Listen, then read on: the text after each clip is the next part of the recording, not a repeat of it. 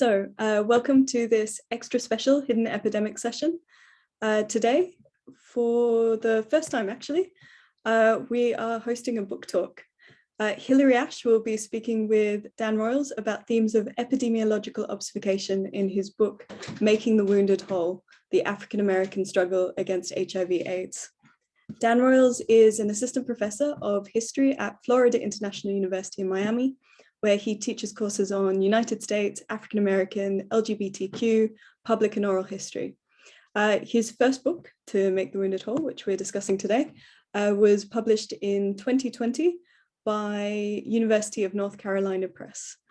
He is currently working on a historic context study for the National Park Service on the history of violence against people of African descent in the United States and its territories since 1500. And returning to host the session, we have the wonderful Hilary Ash, who starting this autumn will be Assistant Professor of Communication at St. Louis University. Hilary's work examines how epidemiological obfuscation produced a lack of knowledge about cisgender women in the US AIDS pandemic in the 80s and early 90s, and its ramifications on women's morbidity and mortality. Her latest publication, titled Invisible in the Time of Crisis, Women's Surveillance Definitions and Rhetorical Possibilities in the AIDS Epidemic's Future Decade, examines one facet of this problem occurring in epidemiological surveillance tools.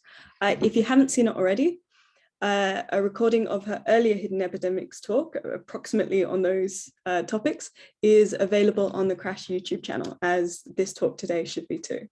Anyway, without further delay, over to you, Hilary. Thank you. So just to offer a kind of brief overview about what Dan and I are going to be speaking about today. So our overall goal of the conversation is really to reveal how epidemiological obfuscation occurs not only at a global and national surveillance level, which is some of what I talked about in my earlier talk, and I think maybe where some of our minds go when we think about epidemiological obfuscation, but really also at the community level. And so we're going to highlight community resistance to obfuscation, as well as challenges communities faced as they resisted and made sense of their own risk and how to navigate that. So we're going to start the talk today by having Dan give like a 10 or so minute overview of the book. So those of you who maybe haven't had the opportunity to check it out, get a better sense of what the scope is, what Dan is examining. And then we're gonna chat through some highlights from the book that really highlight the way that obfuscation is occurring. So I'm gonna turn it over to Dan now. Thanks, Hilary, thanks, Rhea. And thanks everybody for having me here. I'm really glad to be joining you today. So this book, To Make the Wounded Whole, started as a seminar paper when I was in grad school. I'll talk a little bit about how it started and then how it ended up. So it started as a seminar paper when I was in grad school at Temple University in Philadelphia. And I had a research seminar. I was taking a research seminar and had to write a research paper. And the theme of the seminar was social movements in like the 60s, 70s, 80s, something like that. And so the idea was that I would write a research paper about AIDS in Philadelphia. Oh, Rich McKay is coming in, great. Love Rich.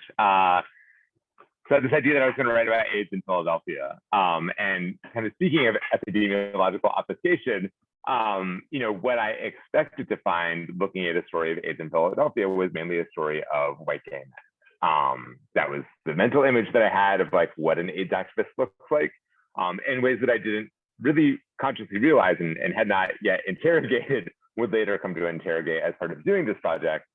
But one of the stories that I found very early on was the story of a group called Babashi, Blacks Educating Blacks About Sexual Health Issues. And its founder, a woman named Rashida Hassan, now she's Rashida Abdul Kabir, then she was Rashida Hassan, who was a Black Muslim infectious disease nurse in Philadelphia in the 80s. She's still an infectious disease nurse today, but a Black Muslim nurse who wears a headscarf and had founded this AIDS organization for the Black community in Philadelphia in 1985. So in a couple different ways, not a story that I expected to find. I had this mental image of what an AIDS activist looks like, and it did not look like Rashida Hassan.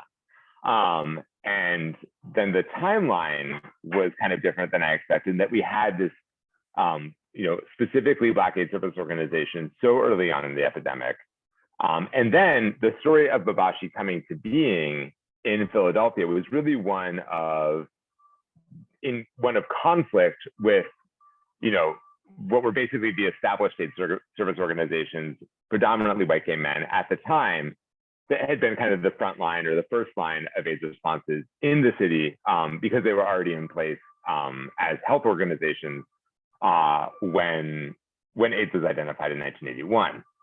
So lots of different interesting layers to this story, but what struck me was that the story looked so different from my preconceived notions about what the history would be, and then looked really different from just what was out there in terms of historical literature.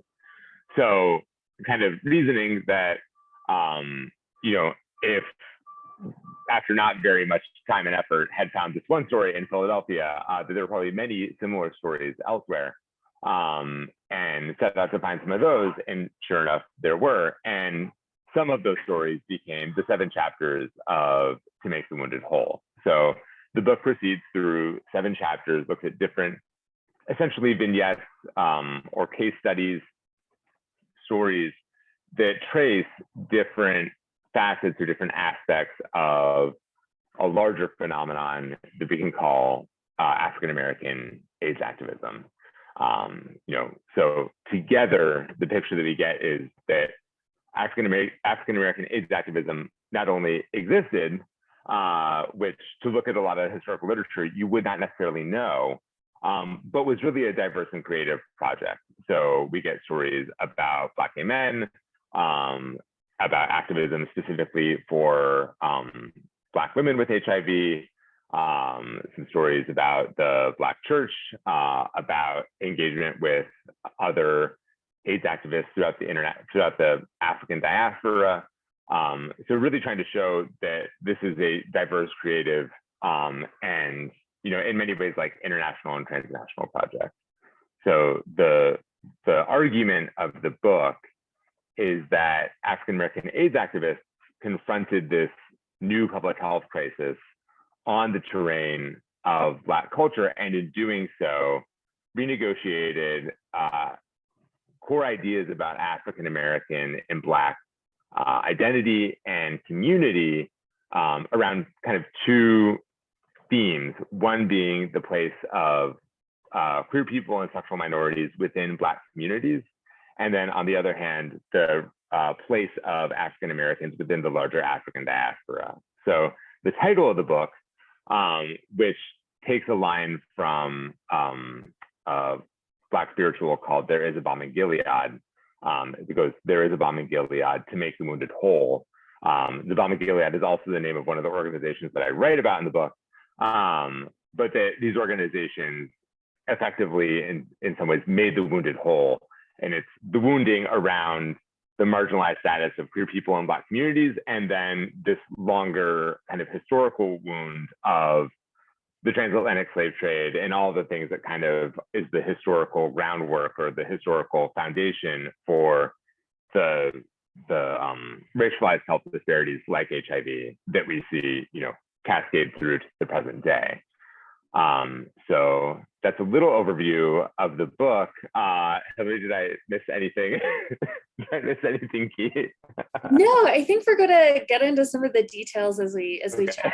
So yeah, that was really wonderful. And I have to say, for folks who haven't read the book, one of the things that I've encountered a lot as a scholar of HIV/AIDS and history from a different perspective, I'm coming from a rhetorical perspective, but Dan does a fantastic job of highlighting all of these organizations that are not ACT UP, because ACT UP gets so much. Of course, there's an ACT UP chapter, but ACT UP Philadelphia. And so if you're interested in other organizations doing the work during the 80s and 90s and beyond.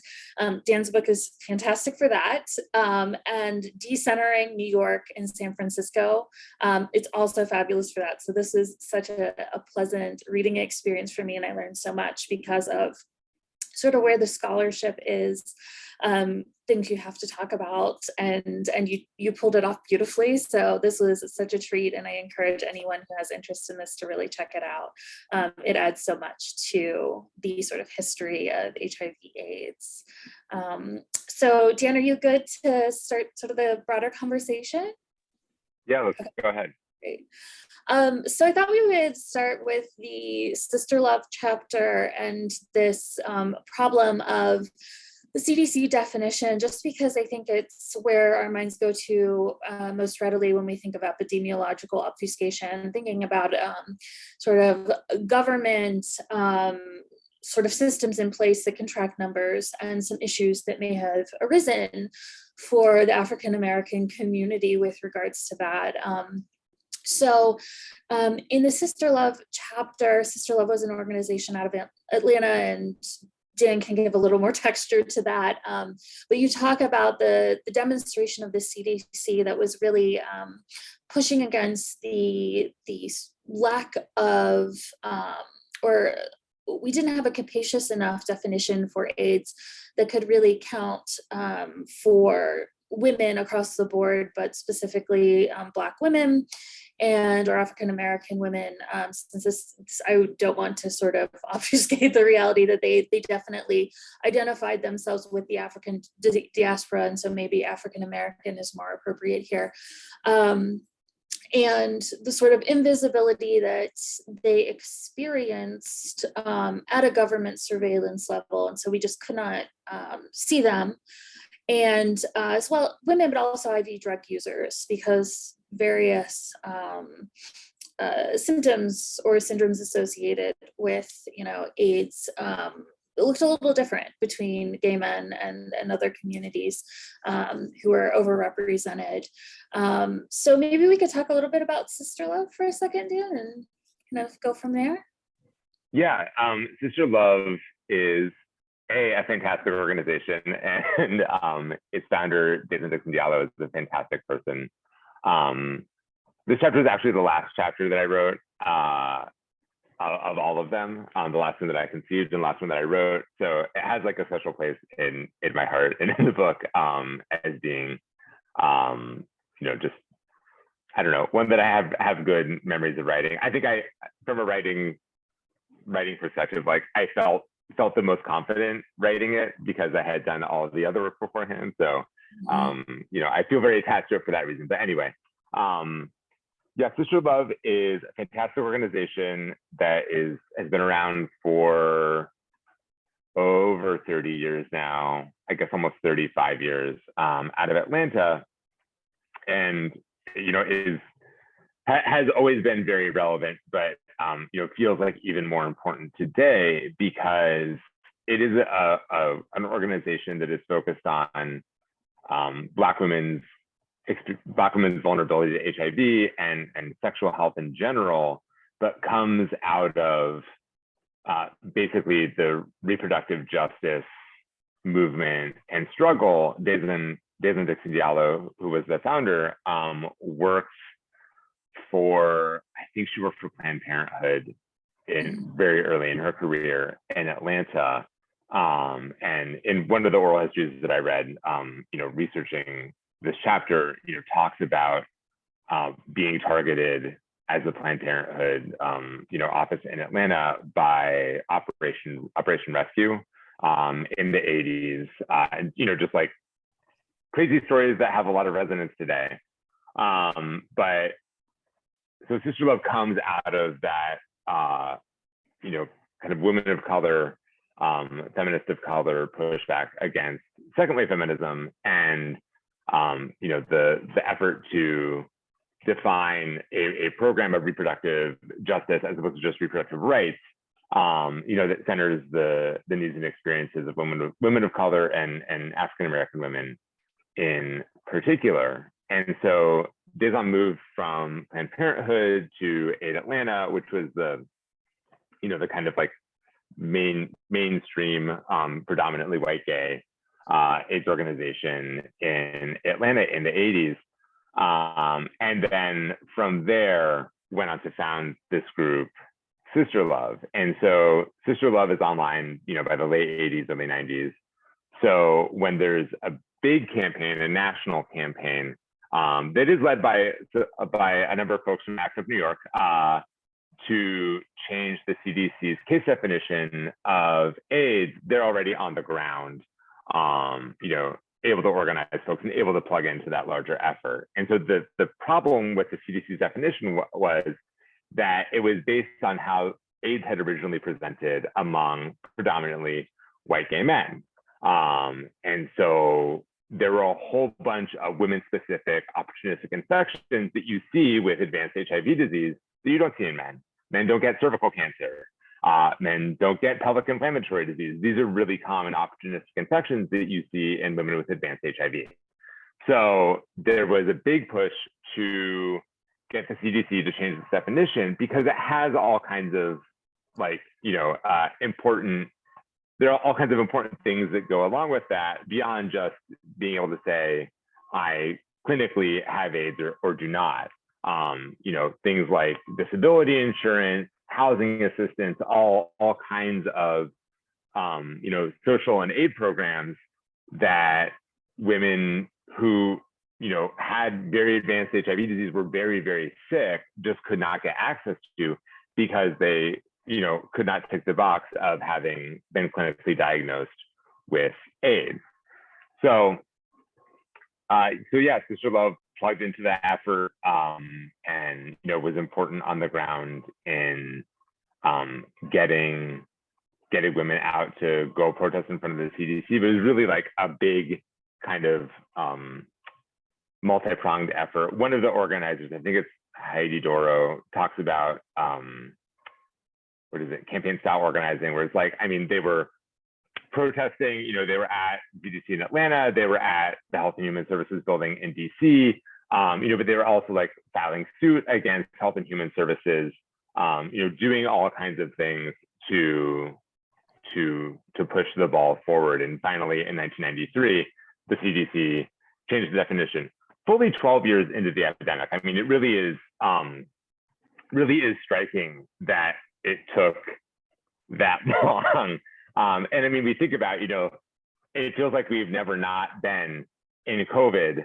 COVID has been going on for 2 years. We're talking 12 years into an epidemic. And, as you pointed out, Hillary, this has really kind of devastating knock-on effects for women of color in particular, because women of color and Black women in particular are overrepresented among women with HIV. So when you're talking about the effects that this had on women with AIDS, you're talking about a lot of Black women with AIDS because they are overrepresented, among that group. Yeah, and the sort of shift to, they only included one gynecological condition in the sort of 93 definition, which was advanced cervical cancer. And research suggested that was actually not one of the more predominant aspects of advanced HIV disease. It was actually pelvic inflammatory disease, but because of the really strict rules with regards to the AIDS definition, we're stuck with what we had a little bit of research on, which was that advanced cervical cancer, and sort of the double bind inherent in this sort of definition was that the definition framed what kind of research could be done. And that's a whole other beast of women not being included in research.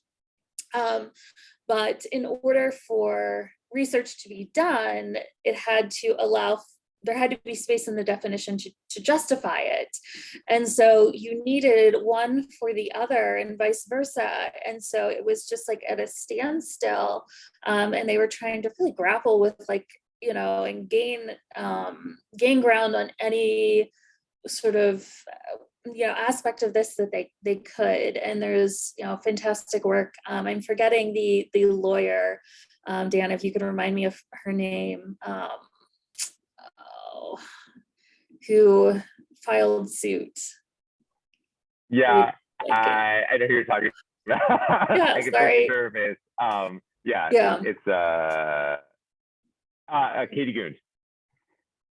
No, I'm not thinking of her. No, It's the okay.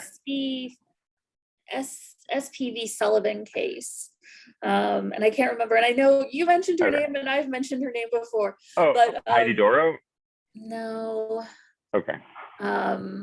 Yeah, well, anyway, there's this work on SPV Sullivan. That's the case, you can look it up. That kind of digs into this sort of legal case that is trying to fight back against the definition. And so that's kind of like Mary McGovern. Yes, Terry McGovern, Teresa McGovern. Yes. Okay, thank you. It's like we're both like firing on a cylinder. Yeah, Teresa McGovern's work is fabulous, and there's some work out there in another field on that particular case. And she was such a, I think, force and advocate for a lot of women. So I think that's where we kind of go when we think of obfuscation. But what I love about the book is that like there is so much other stuff happening on the ground that I would really love to dig into if you're okay with transitioning. Is there anything else you want to mention about Sister Love, Dan? No, Okay. no, we can go on and we'll have plenty to come back to. Yeah, okay. So I think that what's come up so far is a lot of discussion about HIV initially being framed as a white gay male disease. And you definitely see it as a gay male disease throughout the literature. But I think that what your book really adds to the literature out there is that, no, it's a white gay male disease is how it's initially framed. And, you know, you lay that out for us. And I think part of, obviously, as you mentioned, like the CDC definition is coming from a sort of perspective of AIDS in white gay men. But this sort of idea of the white gay male AIDS patient is like pervasive culturally. And so obviously that had a level, a government and CDC sort of impact with regards to the definition.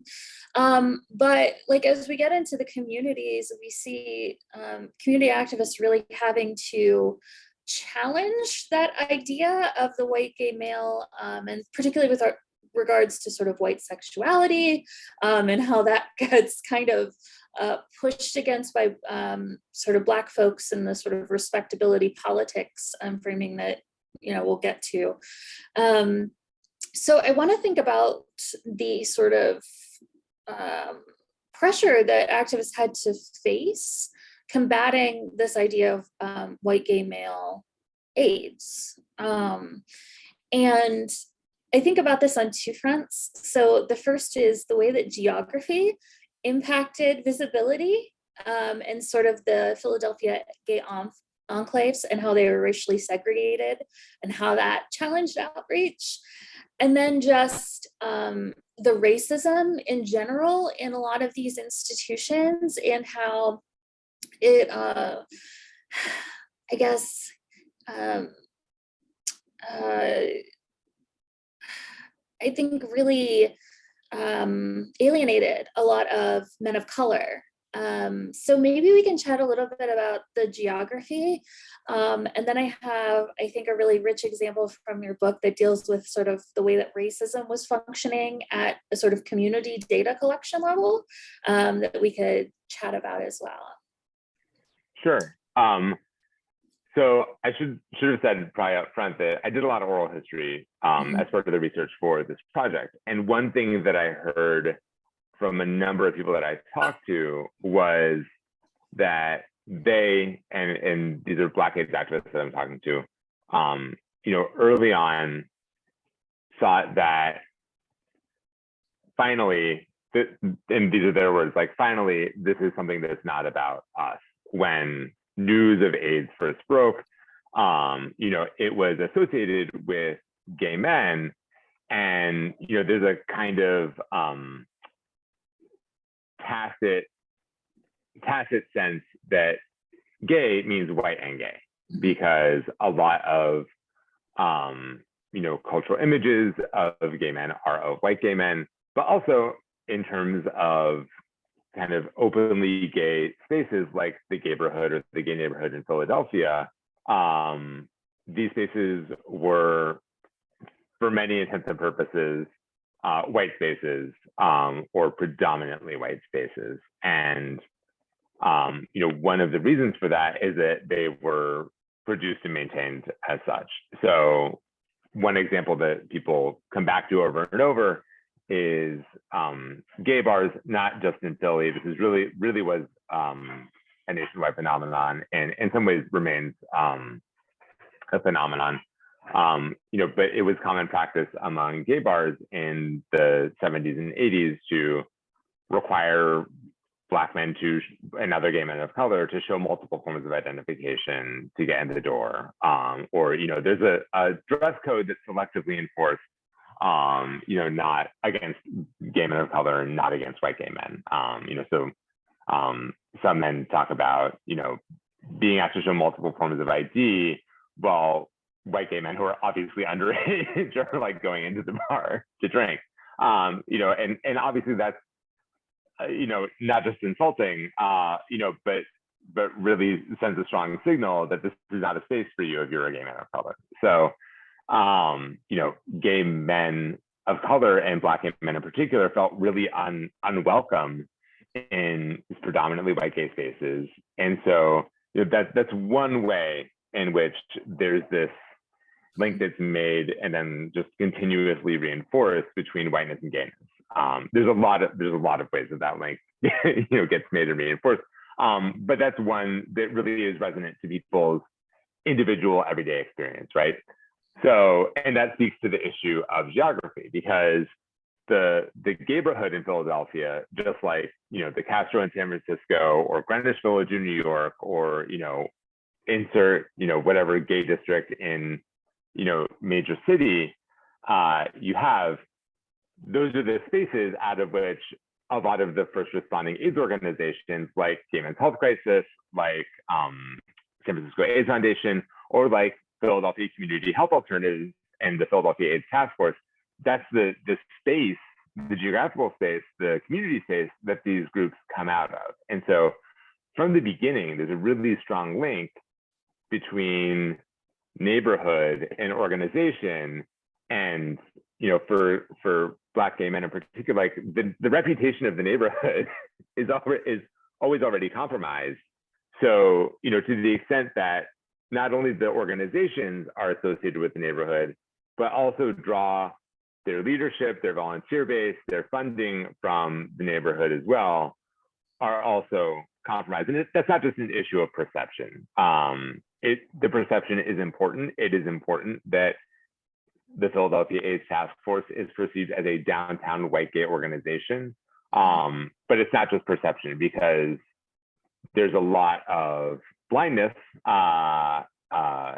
among the people in that community, in the downtown white gay community, about just the experience that Black gay men have in that space. Because if you're a white gay man in Philadelphia, your experience of the Gayborhood is, this is where I go to feel liberated. This is where I feel free. This is where I feel like I can be the most myself. And for another group of men who are like you in one way, but different in another way, it's a very different experience. And there's a lot of white gay men in Philly who just do not realize that. Some that actively deny that it's an issue.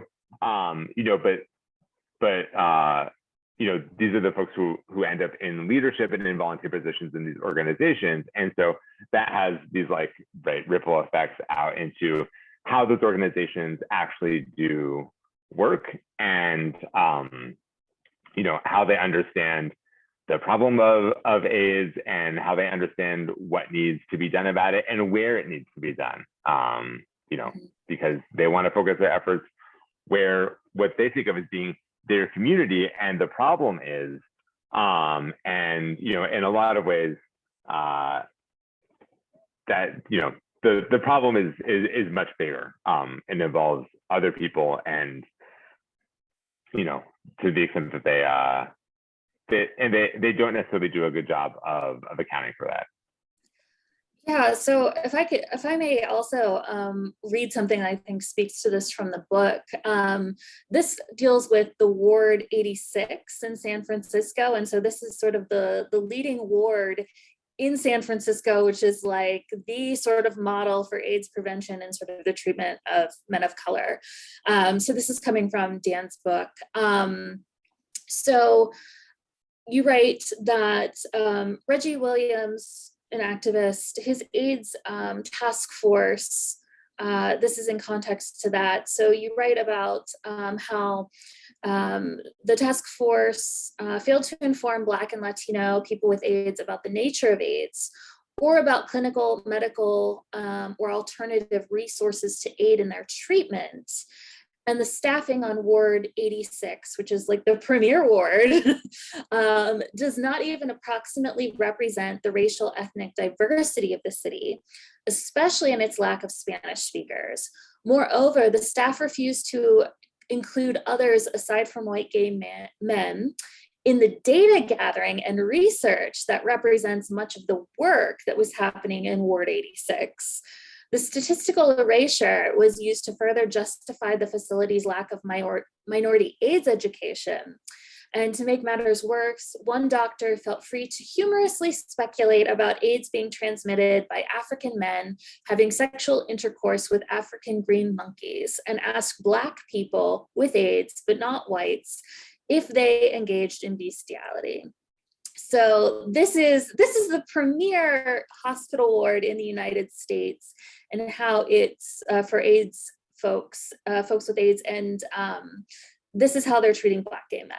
And so it kind of encompasses all of this. It's not only at the activist level, right, and the outreach, but it's in hospital, in medical settings, and that outreach as well. And it's just like sort of horrifying that folks with AIDS and men of color specifically with AIDS are dealing with this. Absolutely. So we have this sort of obfuscation happening there. And then maybe if we could talk a little bit about the sort of community level obfuscation happening with respectability politics and communities hiding diagnoses. So respectability politics has that history in the US of, Black folks being framed as hypersexual, as violent, or Black gay men, or not gay men, but Black men specifically. And so this legacy is something that Black folks, especially in Jim Crow era, had to reckon with and try to put up a sort of front against these racist accusations. And so that shift was to sort of desexualize themselves, not just with sort of homosexual sex, but any kind of sex. And so this is what we would like to term respectability politics. But this ultimately had an impact for AIDS education, and for how folks in African-American communities thought about themselves as folks who were at risk for HIV ultimately. And we see this through the work that you do in the Nation of Islam's chapter, especially their work with their sort of paper that they put out, Final Call. But it runs like all throughout your chapters. Would you mind commenting on that? Yeah, not at all. I mean, this is something that, I think most, if not all, of the organizations that I wrote about had to deal with in one way or another, but some more than others, right? So, groups that are primarily for Black gay men, I think, had to deal with this a little bit less in the sense that, like, as a feature of their education, right? Mm-hmm. So it looks different if you're talking about doing education with middle-class Black straight audiences, which is kind of the work that the Balm and Gilead, which is a group that has been around since the late 80s and really focuses on, initially their focus was on HIV, doing HIV education work and prevention work through Black churches. Now their mission has expanded to be kind of about a larger range of health issues, but initially was specifically about HIV. And so they had to think really hard about how do you get those kind of messages into Black churches, which are in many ways rather conservative institutions. I mean, if you're going to point to one bastion of respectability politics in Black communities, it's probably the church. Although not all churches are like kind of the same on this. Like there's a lot of diversity among Black churches, and that's worth pointing out. Nevertheless, a big challenge. And, so for example, one of the things that Balm and Gilead does is to publish this resource, a book that's basically a collection of liturgies and what is the word for when it's a full service, whatever it is. It's basically like a work of kind of scriptural interpretation, that includes prayers and, things to do during a service, specific scripture to emphasize, specific hymns to sing, and really kind of looks to the Bible for, ways to think about the problem of AIDS affecting like the whole community. And so one of the core messages that comes out of this is Jesus is alive and living with AIDS. The church is living with AIDS. We are all living with AIDS because some of us are HIV positive. And you get, I think, what are pretty challenging explicit references to queer identity, if not, really kind of overt sexuality, but queer identity, drug use, lots of kind of disrespectable, issues or identities or practices, that some people would rather not talk about, but Balm and Gilead makes a point of talking about, kind of, I think up to the point that they sense that will be tolerable, right? It's like, making folks like a little bit uncomfortable, not so uncomfortable that they turn off, but, uncomfortable enough that, you open up the space to make change. And, Balm and Gilead has been really successful over the course of its lifetime in, getting private foundation funding as well as CDC funding to take their work from the United States into African diaspora communities in the Caribbean, as well as in sub-Saharan Africa. So they have a second headquarters. Their first headquarters is in Richmond, but their second is in Dar es Salaam in Tanzania. And that's the result of some CDC funding that they had in the early 2000s to basically port their model of Black church AIDS education into 5 African countries. So, they're a good model of, or they're a good example of a group that had to really confront respectability politics head on. And others are contending with this in different ways. So when I frame the argument, and it's about making space for queerness within Blackness, I talk about this more in the introduction, but it's consciously using a definition of queerness that builds on Kathy Cohen's work in her essay "Punks, Bull Daggers, and Welfare Queens," to include within, under the umbrella of queer, not just, same-sex desiring people, but a whole kind of range of, quote unquote, disrespectful or unrespectable sexual identities, including, single mothers, sex workers, because, some of the folks that not just Sister Love, but Babashi works with are, Babashi very early on was working in public housing projects, working with sex workers in Philadelphia, and Sister Love, in Atlanta, worked with,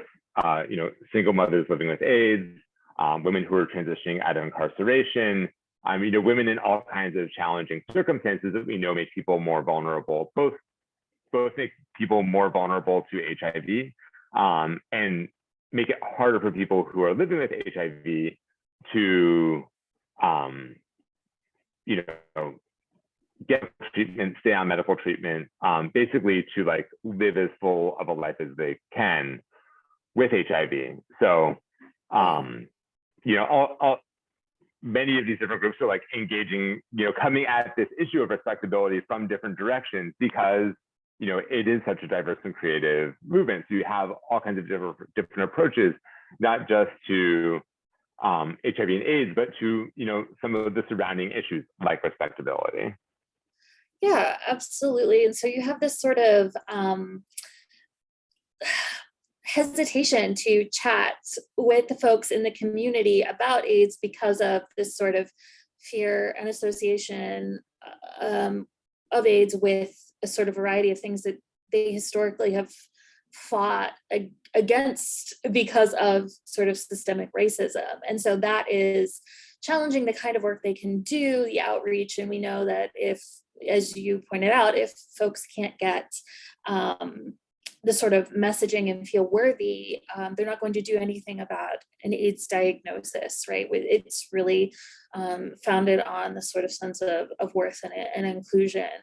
I know we're almost at time here, Freya, so I want to sort of respect the Q&A session, but maybe I can highlight very quickly some things that folks may want to ask about that are also questions about obfuscation, conversations that have come up. And if no one asks in the Q&A, you can absolutely feel free to ask via email at a later date if you're watching this then.